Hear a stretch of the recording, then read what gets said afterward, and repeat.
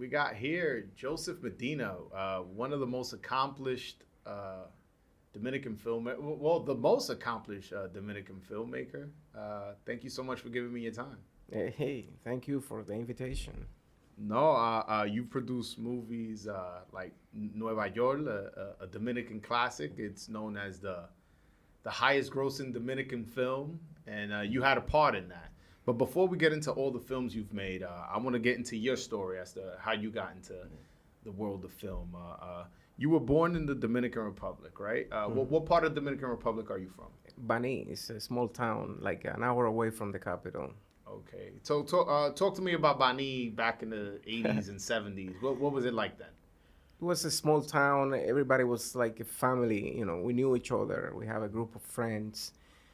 And I was always curious about technology and things. And when I was growing up, it was about going to the cinema in the afternoon and hanging out in the park with my friends, listening to music and having fun. There was nothing like today where everybody's like trying to go after each other.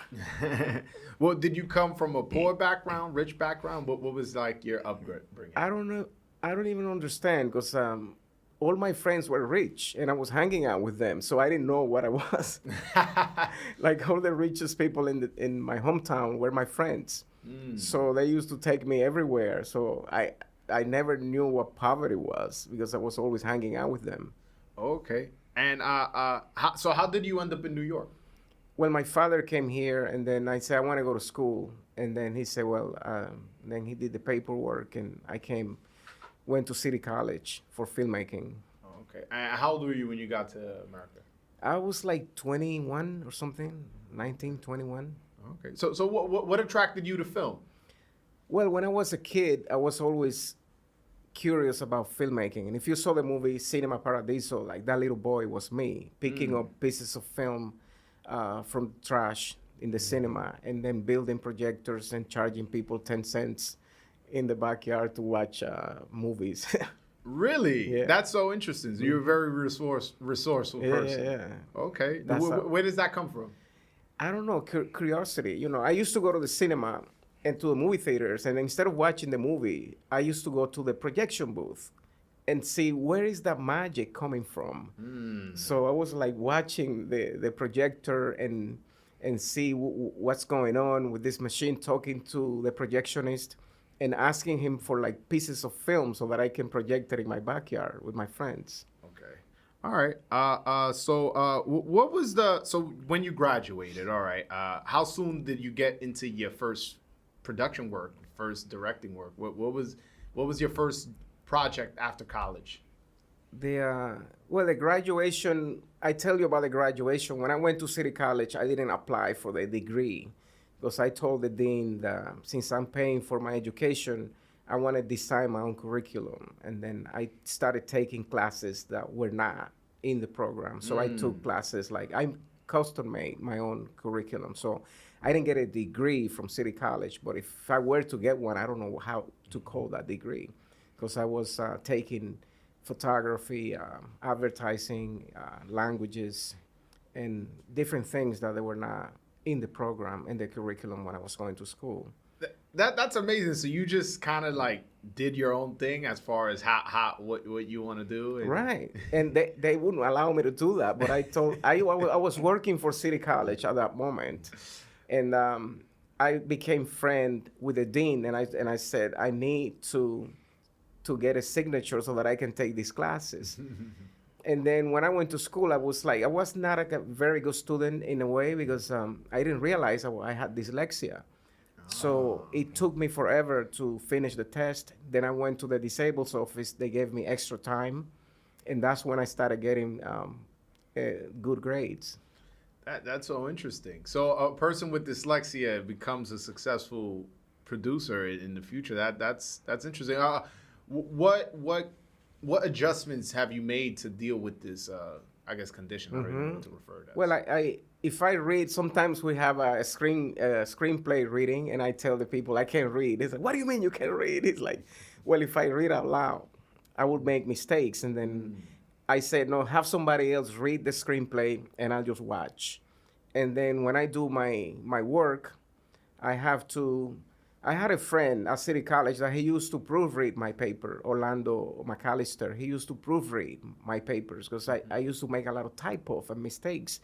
And then the teacher would say, you have very good imagination, but you're making all this, what's going on? And then that's when a friend, a classmate, she told me, oh, maybe you got dyslexia. Go to the disabled office and they will give you extra time. And then I didn't know what that was. And it's like, well, you are confusing words and your spelling is terrible. You know, it's like, okay, I can't spell anything. And then I realized that a lot of people like Steven Spielberg, Albert Einstein, you know, like some people have the same condition. And I said, it's because I'm thinking ahead of, my brain is faster. So what I do is like, if I'm doing something, I have the other me, I call it, do the thing first. My other person is like I'm getting out of myself and doing things. And then once I see it, then I see, okay, I can do it. That's so interesting. And Jose could maybe, you could chime in. Don't I say that I'm somewhat similar to that? I guess maybe you diagnosing me over here. Sometimes I have just a lot of ideas and they come to me and I call him and sometimes he calls me and tells me, you got to slow it down, focus on this, this, that. You want to comment on that? Yeah, it's like building blocks. It's one step at a time. And sometimes he is working on the sequel before the first one is done. But it's good to brainstorm, though. And as Joseph could tell you, and I've worked with Joseph on some sets, sometimes what you plan doesn't happen. Something else comes out and it kind of writes itself sometimes, the stories. And then we could go over some examples later, because I've seen him on the spot have to change and rearrange his script. Go ahead. Give us an example. Well, I'm going to give an example from Ricarena, and you might remember this. Remember the cop from Ricarena? Right. So he wanted a scene in there where the lead singer from Ricarena, who is Quinito Mendez's nephew, right? Henry, right? Okay. So you remember Quinito Mendez, the singer? I'm not familiar with it. We got to put you down on the music now. So yeah, I'm a little younger than you guys. It's all right. It's all right. So no one on the set looked like a cop, right? Joe wasn't satisfied with who everyone looked like. So, and listen, when you're shooting a music video, it's what, 3.5 minutes? And we're there from like 8 a.m. It's like 30 hours we're filming nonstop. Wow. And he's renting, was it Flamingo? Was it the Flamingo that club? Right. And by Chelsea Piers. So we had the whole club for the night. And someone ordered pizza at the end of the night. And it was a tall white guy that delivered it. And Joseph said, my cop is here. So he went up to the guy, said, yo, you got 15, 20 minutes? You want to be in the video?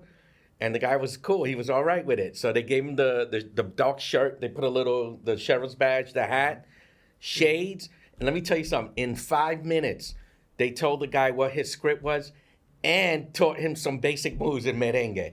Wow. And you can see him in the Ricarena video at the end. He's dancing with the Ricarena guy. So it was great the way he wanted to do this, couldn't do it, went from plan A to plan B to plan C, back to plan A, all on the shift on the fly. So you got to be able to go a lot of ways. Yeah, and I think part of that you see in the movie Nueva York, where, he has a lot of ups and downs and he keeps making adjustments. And that sounds kind of like something you were good at. Making adjustments on the fly and stuff like that. Yeah, definitely. I've seen it in action. Yeah. The movie Nueva York was, according to IMDb, is the most financially successful Dominican film.